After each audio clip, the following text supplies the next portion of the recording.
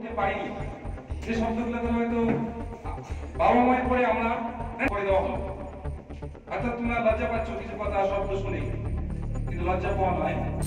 মানব পাচার রুখতে স্কুল ছাত্রীদের নিয়ে সচেতনতামূলক সেমিনার করল মালদার বিএসএফ এর ৭০ নম্বর ব্যাটালিয়নের বিশেষ দল। সোমবার এই শিবিরটি অনুষ্ঠিত হয় পুরাতন মালদা থানার ভাবুক গ্রাম পঞ্চায়েতের ভাবুক রামমার্ডি হাই স্কুলে।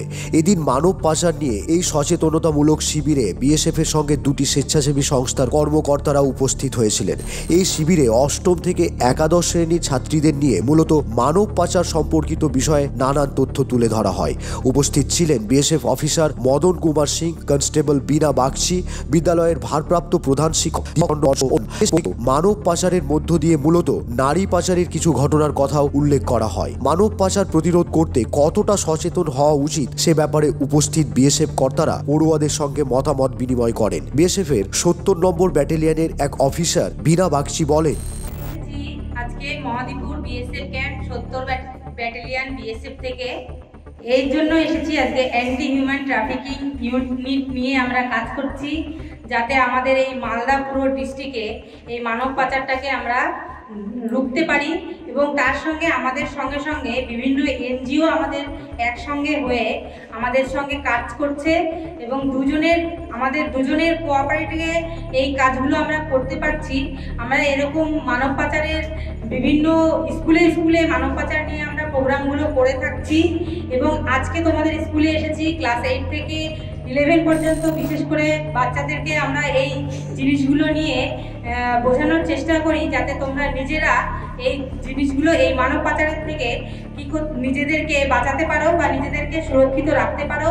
এই বিষয় নিয়েই আমরা বিশেষ করে বলে থাকি এবং আমরা কাজ করে থাকছি। আমরা বিএসএফের রেগুলেশন নিয়েই কাজ করছি, রুল রেগুলেশনে, কিন্তু বিএসএফ আমাদের এই মানব পাচারের বিশেষ একটা টিম বানিয়ে রেখেছে পুরো টোটাল মালদা জেলাতে, কি আমাদের এই মানব পাচার কিভাবে বন্ধ করতে পারি। তোমাদের সহযোগিতা নিয়ে তোমরা যাতে আমাদের সঙ্গে সহযোগিতা করে এই মানব পাচার আমরা সব মিলেমিশে বন্ধ করতে পারি, তাই নিয়ে আমরা কাজ করছি। আর বিশেষ কিছু বলবো না, ধন্যবাদ। করে থাকো তাহলে তোমরা বুঝতে পারবে যে আজকের সময়ে প্রত্যেকটা দিন আমাদের মেয়ের জীবন কিভাবে নষ্ট হয়ে যাচ্ছে। একটা মেয়েকে কি কোনো মেয়ে চাই আমাদের ভেতর থেকে কি আমরা নোংরা কাজ করে আমাদের বাবা মাকে? ধরো আজকে তুমি মানব পাচারের শিকার হয়েছো, ধরো তোমাকে কেউ এরকম মেরে খুঁজলে তোমাকে নিয়ে চলে গেছে দিল্লিতে, হ্যাঁ, তুমি ওখান থেকে বেরিয়ে এসেছো।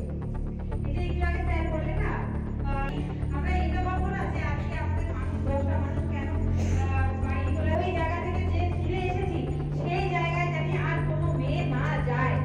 আমার 3টে মাত্র মেয়ে, এরকম যদি সমীক্ষা হয় যে 100 জন বিএসএফ এর কর্মচারীর মধ্যে হতেই পারো যে 100 জন স্যারের মধ্যে যদি আমরা এই বুঝিয়ে যাচ্ছি, তাহলে আমাদের মনে এরকম সাহস আনতে হবে কিনা কি আমরা এই 10-এর মধ্যে আমার রোল নয় বা 1 থেকে 20-এর মধ্যেও আমার রোল নাম্বার নেই।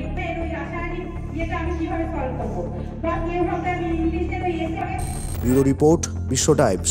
ফিরবে হুঁশ, জাগবে মানুষ।